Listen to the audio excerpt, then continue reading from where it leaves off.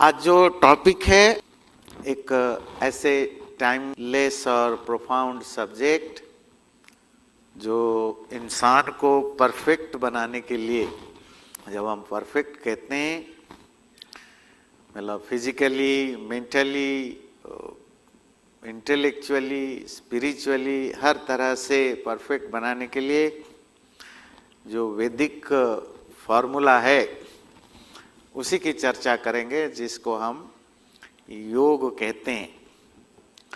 और उस योग के बारे में जो मॉडर्न डेज में अलग अलग तरीके के योग हैं, जैसे हठ योग, कर्म योग, भक्ति योग, ज्ञान योग, राजयोग, इन सब चीज़ों पर भी डिस्कशन करेंगे सीरीज वाइज। मतलब आगे की रवि संडे में इन सब की चर्चा करेंगे। मनुष्य जो है जीवन में बहुत तरह के अच्छे बुरे परेशानियां, सुख दुख लगा रहता है, और हम जो कुछ एफर्ट्स करते हैं दो चीज़ों के लिए करते हैं कि हमारे लाइफ में दुख ना आए, और आए तो उसको जल्दी से जल्दी हम भगाएं। वो दुख बीमारी हो सकता है, कोई फेल्योर हो सकता है, दूसरे किसी भी तरह की जो भी हमारे लाइफ में प्रॉब्लम्स हैं, सफरिंग्स हैं, एंजाइटीज हैं, कुछ तो दुख ऐसे होते हैं जो हमारे कंट्रोल में नहीं है, नेचर का है। जैसे सुनामी आती है, अर्थक्वेक आता है, आपकी बाढ़ आती है, फ्लड आता है, कहीं एक्सीडेंट होता है, वो हमारे कंट्रोल में नहीं है। इंसान की अभी लड़ाइयाँ हो रही हैं, वो आम लोगों की कोई कंट्रोल में तो है नहीं, बहुत लोग मरते हैं, परेशान होते हैं। तो वो तो एक पहली चीज है।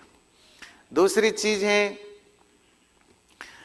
जो थोड़ा बहुत हमारे कंट्रोल में है पर पूरा तो है नहीं, जैसे हमारे सराउंडिंग के कारण जो हमें दुख होता है, एक्सीडेंट हो गया, कोई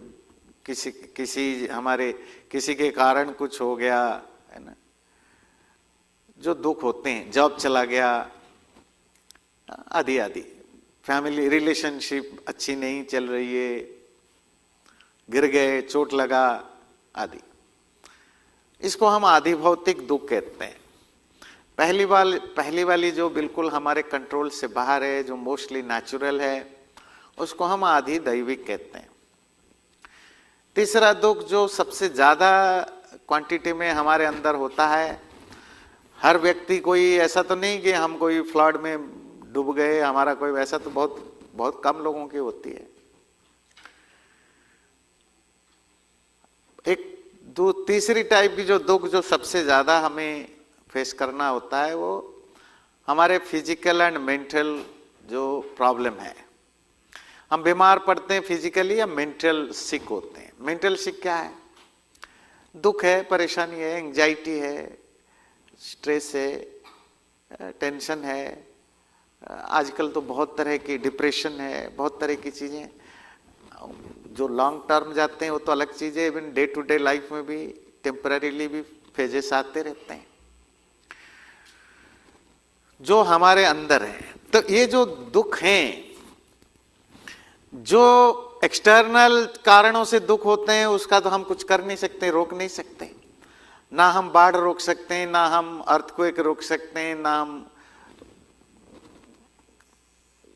किसी तरह की नेचुरल चीजों को तो रोक नहीं सकते, या लड़ाई रोक सकते हैं, तो हमारे हाथ में नहीं है।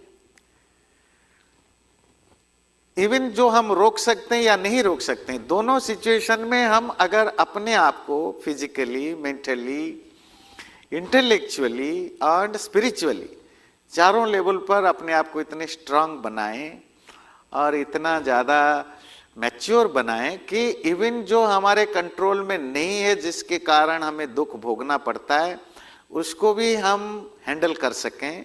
मतलब दुख हैंडल करना तो हमारे हाथ में है ना, हमारे अंदर की बात है। और जो हमारे अपने कारण से दुख हैं वो ना हो, ये दोनों चीजों को करने की जो उपाय है उसी को हम कहते हैं योग। और मनुष्य हजारों सालों से, लाखों सालों से इसकी कोशिश करता है कि मेरे लाइफ में कोई दुख आए ही नहीं है, पर हमेशा इंसान फेल ही हुआ है। टेक्नोलॉजी डेवलप हुई, साइंस डेवलप हुआ, इसी बहाने कि हमारे प्रॉब्लम्स कम होंगे तो दुख कम होगा। हाँ, प्रॉब्लम्स कम हो गए पर दुख कम नहीं हुआ। जो प्रॉब्लम कम करने की जो चीजें हैं वो हमारे लाइफ को और ज्यादा नाजुक बना दिया। हम बहुत ज्यादा अब सेंसिटिव बनते गए।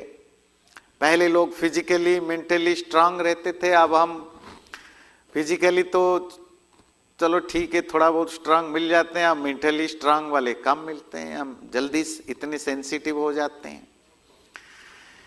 तो इंसान लड़ता रहा है जिंदगी भर हमेशा, to fight against suffering, pain etcetera many. बहुत सारे पहले जादू टोना भी, साइंस टेक्नोलॉजी भी, ब्लैक मैजिक भी, ये सब चीजें लगी रही। इसमें हम किसी में सक्सेसफुल नहीं हुए, अगर हुए तो बहुत टेम्पररीली। उसका कारण है कि जिन चीजों को हमने ढूंढा वो नॉर्मली फाइनाइट हैं और वो चेंजफुल हैं, बदलते रहते हैं, वो खुद ही टेम्पररी हैं, पेरिशेबल हैं, नष्ट हो जाते हैं बाय नेचर। इसीलिए वो परफेक्ट नहीं है, इम्परफेक्ट हैं। और हमारे ऋषि मुनियों ने इन प्रॉब्लम की, इन दुखों की, समस्याओं का जो एक परफेक्ट टूल निकाला इसका सल्यूशन के लिए, उसी को हम योग कहते हैं। योग वो नहीं जो हम नॉर्मली समझते हैं योग के बारे में, कि जब आप कहते हैं योग करो तो हम नॉर्मली यही समझते हैं कि भाई योगा मैट में बैठ के जो हम एक्सरसाइज करते हैं या प्राणायाम करते हैं या थोड़ा मेडिटेशन करते हैं उसको योग कहते हैं। नहीं, वो तो है, वो तो एक एस्पेक्ट योग का है। योग हमारे यहाँ एक बहुत ब्रॉडर सेंस में योग का यूज हुआ कि एक इंसान को फिजिकली, मेंटली, इंटेलेक्चुअली, है ना, उनको स्ट्रांग बनाना है, परफेक्ट बनाना है कि इसकी लाइफ में दुख हो नहीं। और अगर दुख एक्सटर्नल कारणों से होता है कि वो अपने अंदर इतनी स्टेमिना पैदा करता है कि वो उसको झेल सके। इसी को योग कहते हैं।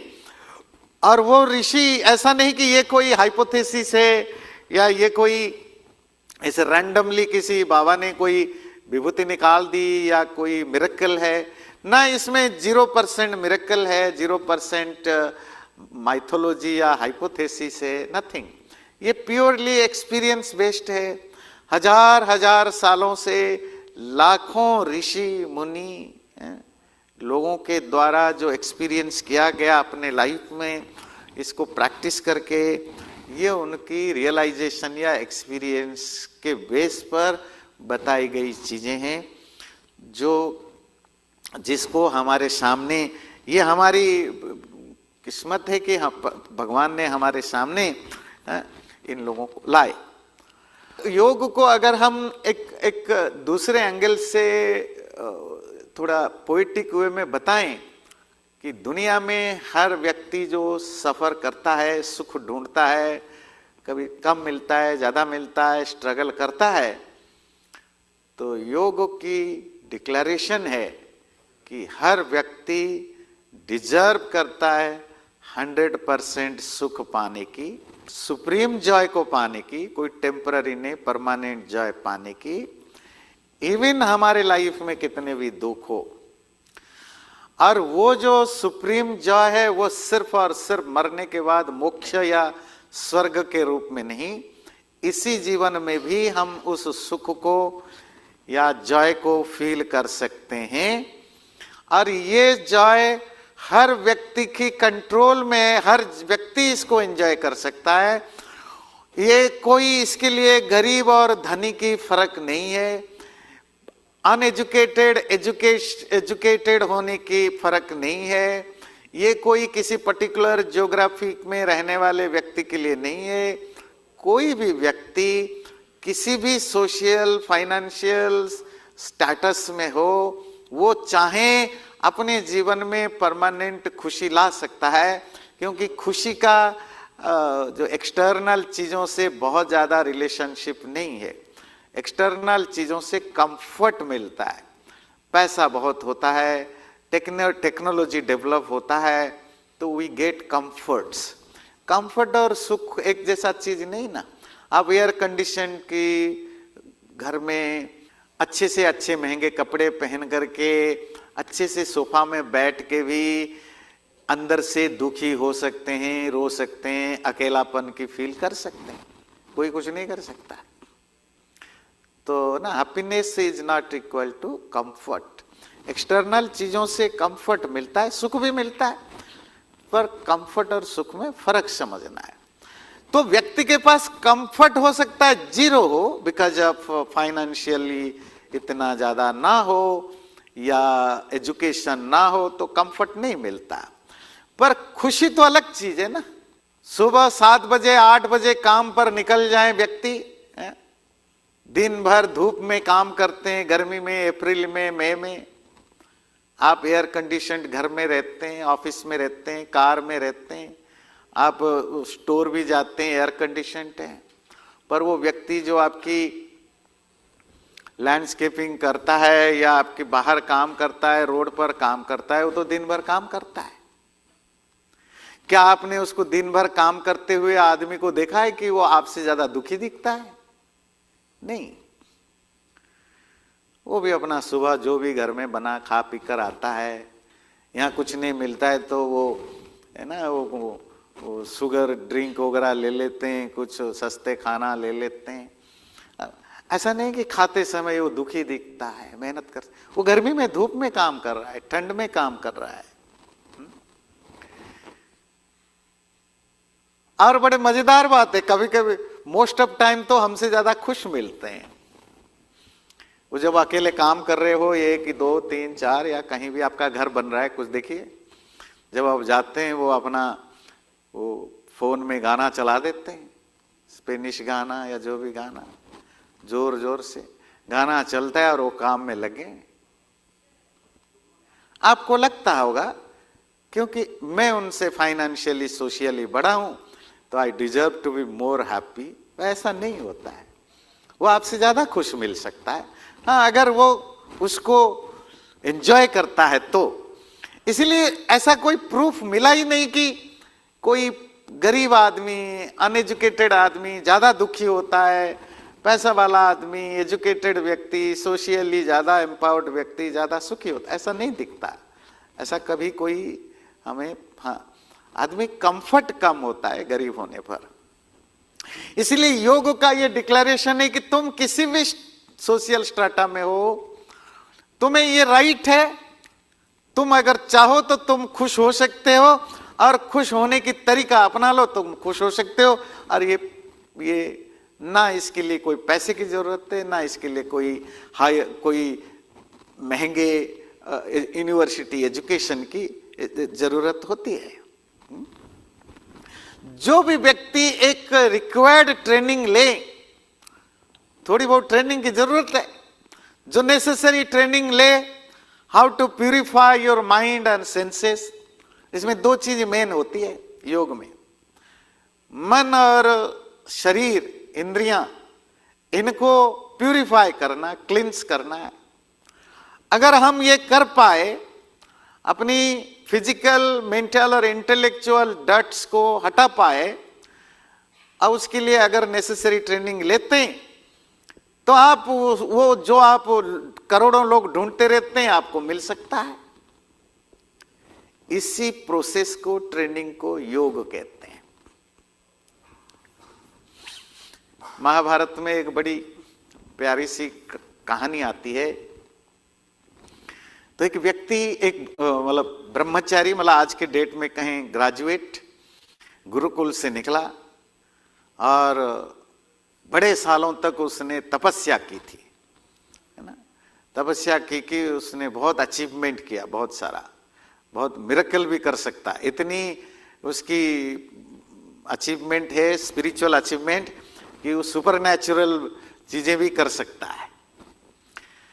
तो बड़े प्राइड के साथ वो अपना घर वापस जा रहा है, ग्रेजुएट हो गया। अब उन दिनों तो कोई गाड़ी मोटर नहीं होता, तो पैदल ही जाते थे।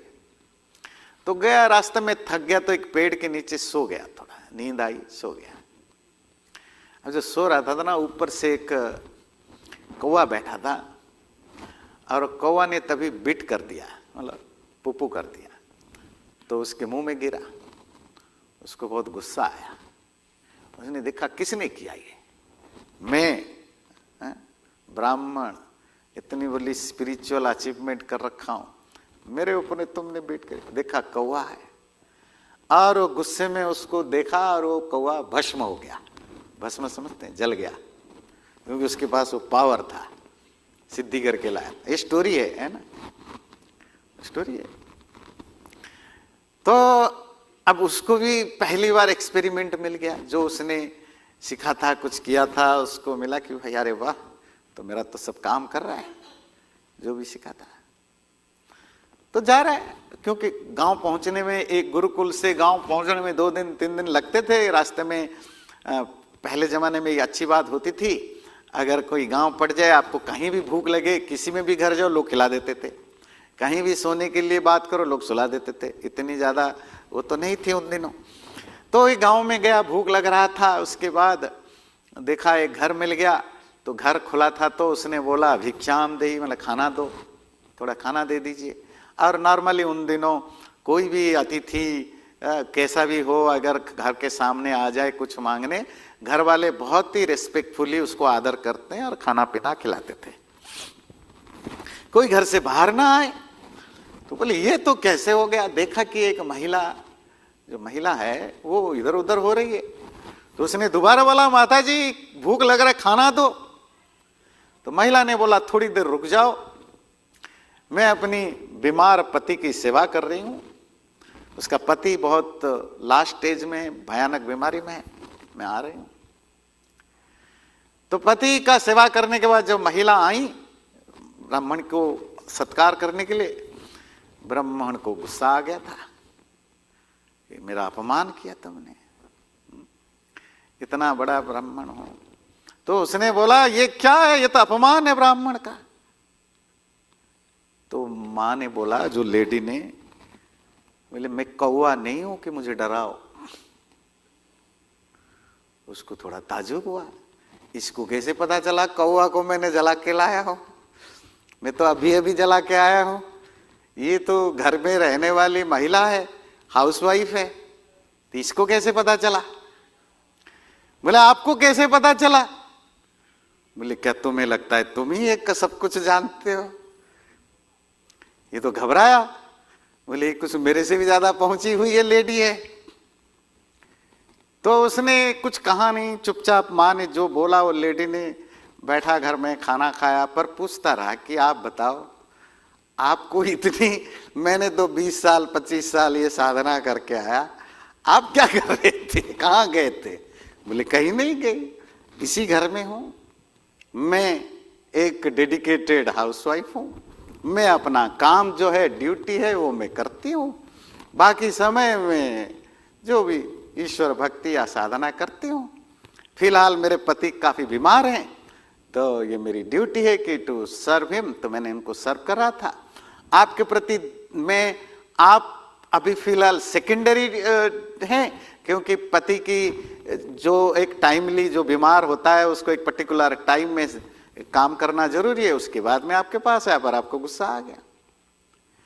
पर आपके पास इतनी ताकत कैसे आई। बोले ये तो आप जाओ वहां, एक वो आगे जाओगे ना, एक बाजार पड़ेगा, तो वहां एक वो कसाई है, वो मांस बेचता है, मांस काट के, उससे पूछो। बोले मैं ब्राह्मण जाऊंगा मांस बेचने काटने वाला आदमी से पूछूंगा, क्या गुरुकुल में 20 साल पढ़ के आया, सब गड़बड़ नजर आ रहा है। तो वो ताजुब होकर के गया ढूंढ ढूंढ के पता करने, बहुत दूर। अगले दिन सुबह पहुंचा, जो गांव का एड्रेस दिया था, तो उस गांव के कॉर्नर में एक छोटा सा हाट बाजार था, मार्केट था। और उस मार्केट में देखा एक कसाई, कसाई समझते हैं जो वो मांस वगैरह काट के बेचते हैं। तो वहां पहुंचा, तो जैसे पहुंचा तो वो कसाई ने बोला कि भाई वो अमुक गांव की वो महिला ने भेजा तुम्हें। बोले तुम्हें कैसे पता? ना तुम वहां अकड़ रहे थे ना, कौवा जला दिया था। बोले तुम्हें भी पता है? तो बोला आप बता, तुम तो बड़ा गंदा काम करते हो, ये मांस बेचते हो, मीट बेचते हो। चलो वो महिला की समझ में आई, तुम कैसे?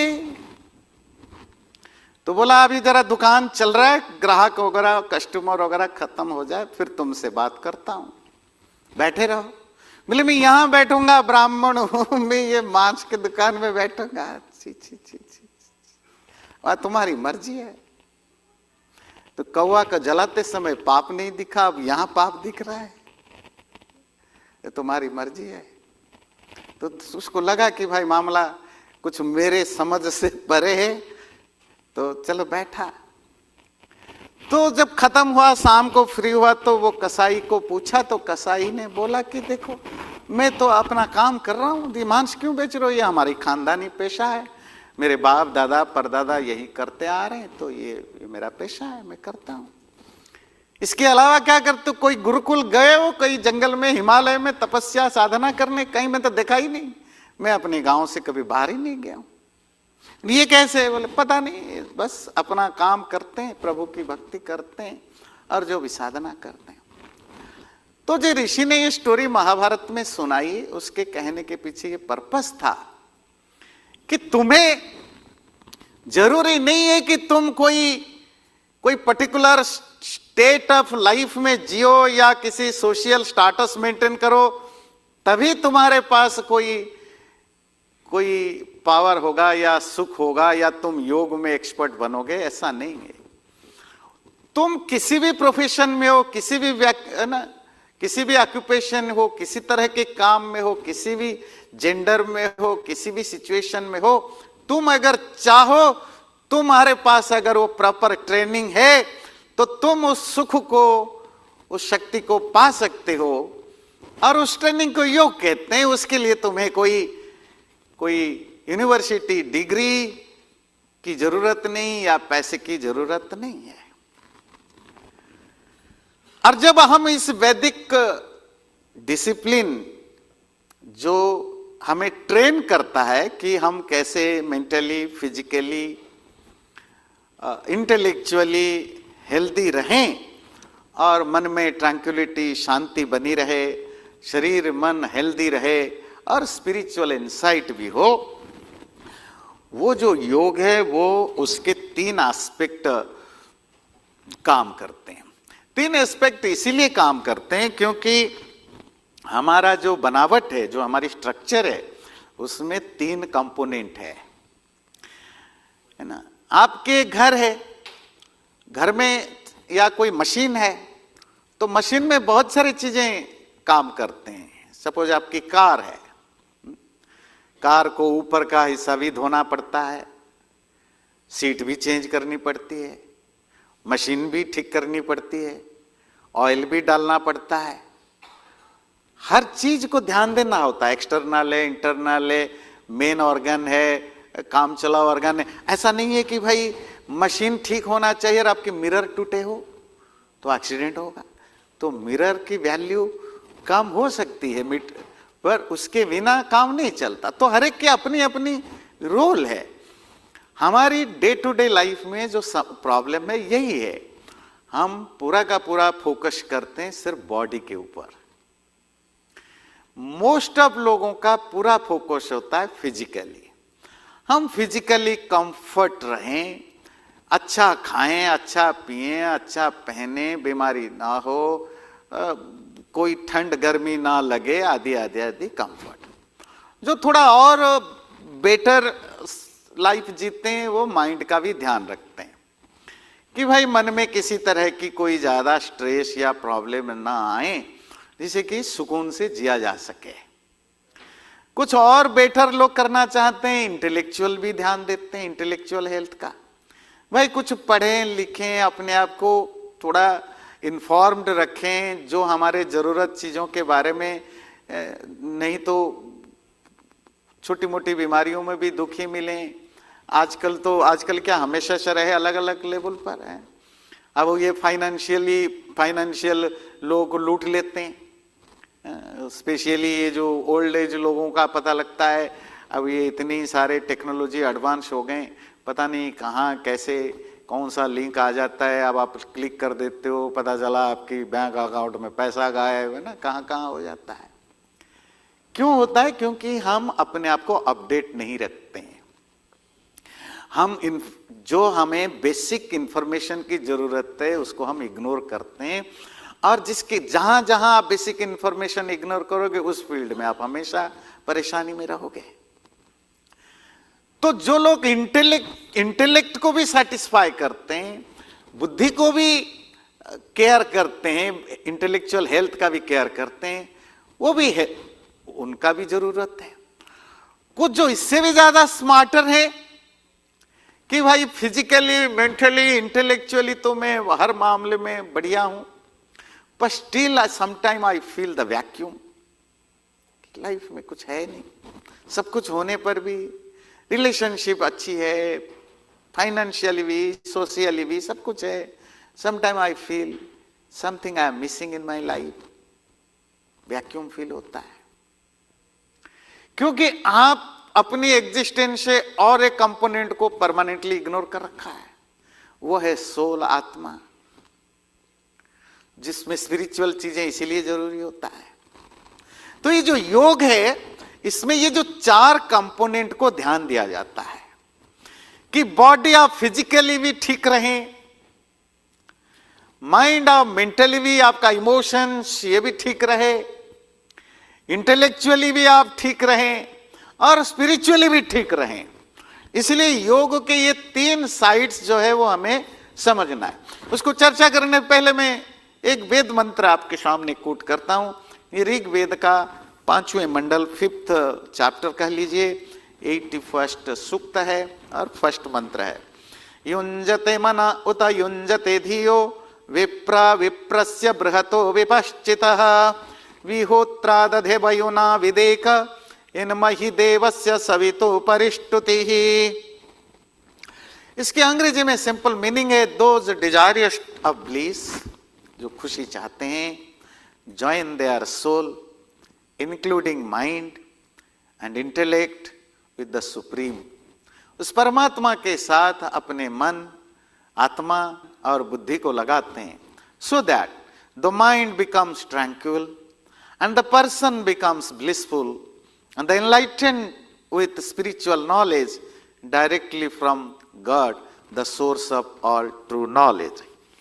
तो ये योग की जो बेसिक कंसेप्ट है, जो वेदों से स्टार्ट होती है कि मन और शरीर, मन, बुद्धि और आत्मा, इन तीनों को आप ट्रेंड करें कि कैसे वो ट्रैंक्विलिटी में, खुशी में रह सकते हैं। ये एक यजुर्वेद का मंत्र है, 11वें अध्याय का पहला मंत्र। युंजान प्रथमं मनस्तत्वा य सविताधिय अग्नेर ज्योतिर्निचाय पृथिव्या अध्याभरत। इसका सिंपल मीनिंग है अंग्रेजी में, योगी अपने मेडिटेशन के द्वारा who strives to realise the reality of divine existence, ये मैटेरियल यूनिवर्स के पीछे भी कुछ है, उसको जानने की कोशिश करने के लिए मेडिटेशन के द्वारा उसने जिस ज्ञान को प्राप्त किया, and the self effulgent and all illuminating God installs intellect in him. These are the characteristic of a real yogi. योगी जो मेडिटेशन के द्वारा अपनी रियलिटी को भी जानता है और परमात्मा ने उसके अंदर उस बुद्धि को रखा है।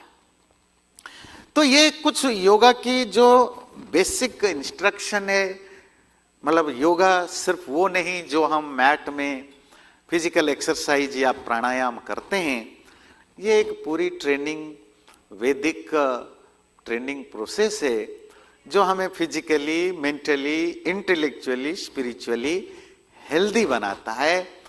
सिर्फ मोक्ष, मरने के बाद लिबरेशन के लिए नहीं, इस जीवन में भी हम खुशी से रह सके।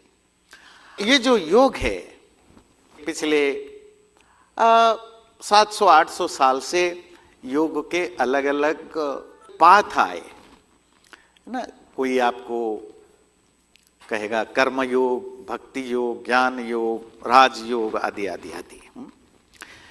तो वो क्या चीज है? क्योंकि हर इंसान तो एक टाइप का है नहीं। हमारे टेम्परामेंट्स भी डाइवर्स हैं, अलग है, हमारे ज्ञान भी अलग अलग है, हमारे इंक्लाइनेशन भी अलग है, नेचर भी अलग है, हर एक की अलग है।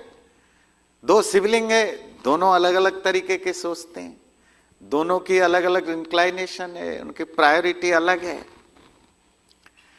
इसीलिए जब व्यक्ति सेम चीज को करे हमेशा एक जैसा नहीं कर सकता, क्योंकि सबकी अपनी स्टाइल अलग है, सोच अलग है, समझ अलग है, अंडरस्टैंडिंग अलग है, अलग अलग होता ही है। यहीं से शुरू होती है जो योग में जो हमें कुछ डिफरेंट पार्ट्स ऑफ योग दिखता है। स्पेशली हम इनको 3 भाग से बांट लेते हैं। कुछ लोग बहुत इमोशनल होते हैं, जो बहुत इमोशनली इंक्लाइंड रहते हैं। उनके वो कितने भी स्मार्ट हो, इंटेलेक्चुअली एडवांस्ड हो, फिजिकली फिट हो, पर वो ज्यादा इमोशन पर ज्यादा उनका रहता है। वो चीजों को, हर चीज को इमोशनली देखते हैं। तो वो जिस भी फील्ड में जाएंगे उनका इमोशन हमेशा डोमिनेट करेगा। कुछ लोग बहुत दिमाग से काम लेते हैं, है ना, मतलब इंटेलेक्चुअल जो विजडम है उनका ज्यादा डोमिनेट करता है। जैसे पॉलिटिकल लीडर्स होते हैं या दूसरे, तो वो इमोशन उनका बहुत बहुत कम, जीरो लेवल पर रखते हैं, या होता भी है तो बहुत मिनिमम रखते हैं। वो हर चीज को इंटेलेक्चुअली स्क्रूटिनाइज करते हैं, और कभी कभी किसी भी एक्सट्रीम रूड लेवल तक जाते हैं इंटेलेक्चुअली करेक्ट होने, जैसे कहते हैं ना, दिल का सुने या दिमाग का सुने। कुछ लोग होते हैं जो बहुत मैच्योर होते हैं, बैलेंस होते हैं, वो इमोशन को भी ध्यान देते हैं, जो रैशनैलिटी, लॉजिक है उसको भी ध्यान देते हैं। तो हर एक के अलग अलग टेम्परामेंट, एटीट्यूड होने के कारण योग करने की तरीके में भी कुछ बेसिक अंतर आता है। और वो क्या बेसिक अंतर्स होते हैं? क्योंकि जो बहुत ज्यादा पैशनेट है, हमारे ट्रेडिशनल वे में कहें, जो जिसमें रजोगुण ज्यादा हो, पैशनेट हो, वो एक्टिव होगा, वो काम करने में उसको मजा आता है। और ऐसे भी हम देखते हैं बहुत लोग, वो उनको 10 मिनट प्रवचन सुनने के लिए बैठा हो, हवन में बोलो, बोर हो जाएंगे, थक जाएंगे। पर इनको कहो कि जाओ वॉलंटियरिंग करो, वो 2 घंटे करके खुश हो जाएंगे। हम यहाँ भी देखते हैं लोग 10, 20, 25 साल से आते हैं, 10 मिनट सत्संग में नहीं बैठ सकते, फिर उनको काम में लगा दो, they will enjoy, it's their nature, है ना। कुछ लोगों का है कि नहीं, उनको ये है कि वो पैशनेट है, दे नीड वर्क, पर क्या वो हेल्दी नहीं हो सकते, वो स्पिरिचुअल एनलाइटमेंट नहीं हो सकता है? हो सकता है, हाउ टू डू इट, पर उनको तो 24 घंटा काम चाहिए। घर में जाते हैं तो घर में शांति से नहीं बैठते, बैकयार्ड में कुछ ना कुछ करते रहते हैं। कुछ नहीं तो बहुत सारे लोग गराज में अपना फैक्ट्री खोल रखा है, कुछ ना कुछ वो लकड़ी काट के पेट के इसको बनाओ, वो कर, कुछ ना कुछ करते रहते हैं। हाँ, अगर वो अपने कर्म को टूल बना दे, स्पिरिचुअलिटी का पार्ट बना दे, तो भी चलेगा। कोई बहुत इमोशनल है, कैसे जानेंगे? जब आप गाना सुन के रो पड़ते हैं, भाव विभोर हो जाते हैं, कोई बढ़िया इमोशनल बातें सुन के आप पड़ जाते हैं, पिघल जाते हैं। ऐसे लोगों को ज्यादा लोग उल्लू भी बना देते हैं, क्योंकि वो दिल से ज्यादा सोचते हैं। क्या उसका कोई रास्ता नहीं है? वो बेचारा मोस्टली अटैच्ड होते हैं, हर चीज के साथ अटैच्ड हो जाते हैं। हाँ, अगर वो अपने इमोशन को टूल बना दे स्पिरिचुअलिटी का, तो योग में कन्वर्ट हो सकता है।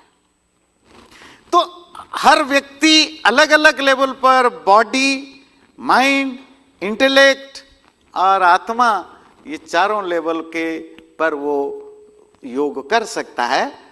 और इसी को हम जो आगे जाकर के जो अलग अलग डोमिनेशन हुए डिफरेंट पार्ट, इसको हम 5 तरह से अलग अलग कर सकते हैं। हठ योग, कर्मयोग, भक्ति योग, ज्ञान योग और राजयोग, जिनकी चर्चा हम आगे की रवि संडे में, आजकल फेस्टिवल काफी चीजें रहेगा, बीच बीच में जहां भी टाइम मिलेगा तो हम इनकी चर्चा करेंगे। पर बेसिक चीजें समझ लीजिए। हठ योग किसको कहते हैं कि बॉडी और माइंड और नर्वस सिस्टम को ठीक रखने के लिए जो ट्रेनिंग या जो प्रैक्टिस हम करते हैं उसको हठ योग कहते हैं। जो आप नॉर्मली योग क्लासेस में जाकर सीखते हैं, योग वगैरह में करते हैं, वो हठ योग होता है, जहां आप आसन करते हैं, अलग अलग टाइप के आसन करते हैं। वैसे हठ योग में सिर्फ आसन प्राणायाम मेडिटेशन भी नहीं होता, उसमें भी 7-8 चीजें हैं, वो हम अगले बार जानेंगे। पर इसका मेन पर्पस है फिजिकल मेंटल सिस्टम को और नर्वस सिस्टम को परफेक्ट रखने के लिए। कर्मयोग, जो व्यक्ति बहुत ज्यादा पैशनेट होते हैं, उनको कुछ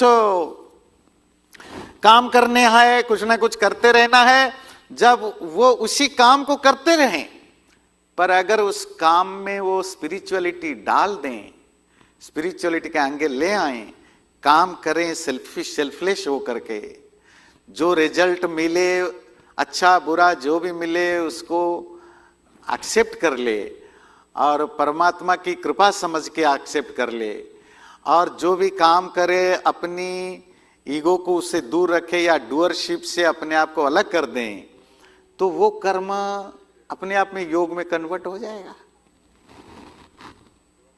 मतलब काम करते हुए भी आप योगी बन सकते हैं।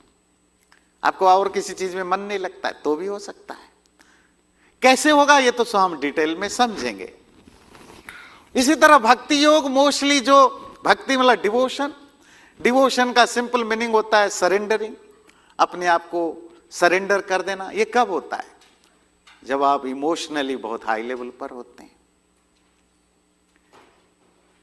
रिलेशनशिप में भी ये जरूरी होती है। अगर पति पत्नी में से पति बहुत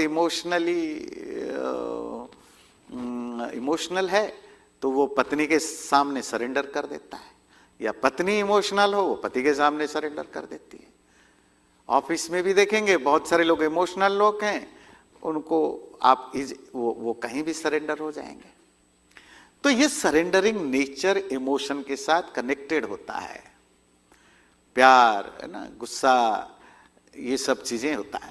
अगर वो इमोशन को हम प्रॉपरली डाइवर्ट कर दें, उस प्यार को, उस गुस्से को, वो हर चीज को ईश्वर के प्रति, परमात्मा के प्रति, तो वो भक्ति बन जाती है और उससे आपकी ईगो माइनस हो जाता है। इसी तरह कर्म ज्ञान योग, जो इंटेलेक्चुअली बहुत हाई लेवल के होते हैं, मतलब वो हर चीज को लॉजिकली रैशनली जानने समझने में इंटरेस्ट रखते हैं। ज्ञान की एक इशू है, ज्ञान की बड़ी इशू है कि उसमें ईगो बहुत आता है। लोग बदनाम करते हैं कि पैसे से ईगो होता है, ज्ञान से भी बहुत ईगो होता है, पावर से भी ईगो होता है। तो अगर ज्ञान को चैनलाइज कर दिया जाए स्पिरिचुअल रास्ते पर, तो वो सेल्फ रियलाइजेशन के रास्ते में बन जाता है। और ये जो सारा हठ योग, जो फिजिकल कर्म योग, अब हमारे काम से रिलेटेड, भक्ति जो हमारे इमोशंस को चैनलाइज करने से, ज्ञान योग और नॉलेज या विजडम को चैनलाइज करने, ये चारों का जो एक कॉम्बिनेशन बनता है, उसके बनने के बाद एक डिफरेंट टाइप ऑफ योग जब डेवलप होता है, इसको हम राज योग कहते हैं। राज का मतलब ही रॉयल होता है, जहां सब कुछ होता है, मेडिटेशन भी, डिवोशन, भक्ति भी, कर्म भी, डिसिप्लिन भी, और इन सब चीजों का मिक्स करते हैं तो फिर उसको राजयोग कहते हैं। और ये इंसानी पर्सनालिटी के डिफरेंट डायमेंशन है, पर ऐसा नहीं कि इनको अलग अलग करना होता है। करना तो सबको एक ही साथ होता है। जिसको भी योग प्रैक्टिस करना है उसको ज्ञान पर भी फोकस करना है, डिवोशन भी फोकस करना है, मेडिटेशन पर भी करना है, फिजिकल फिटनेस भी करना है, सेल्फलेस एक्शन भी करना है। फर्क सिर्फ इतना रहता है, ये डिपेंड कौन डोमिनेट करता है। बाकी चीजें आपकी सबऑर्डिनेट बन जाते हैं, एक चीज डोमिनेट करता है, इसीलिए उनके नाम अलग अलग पड़ गए, पर ये जब भी किए जाते हैं वो एक साथ मिलके किए जाते हैं। और अगले बार इसी सीरीज में हम अगले बार समझेंगे हठ योग के बारे में।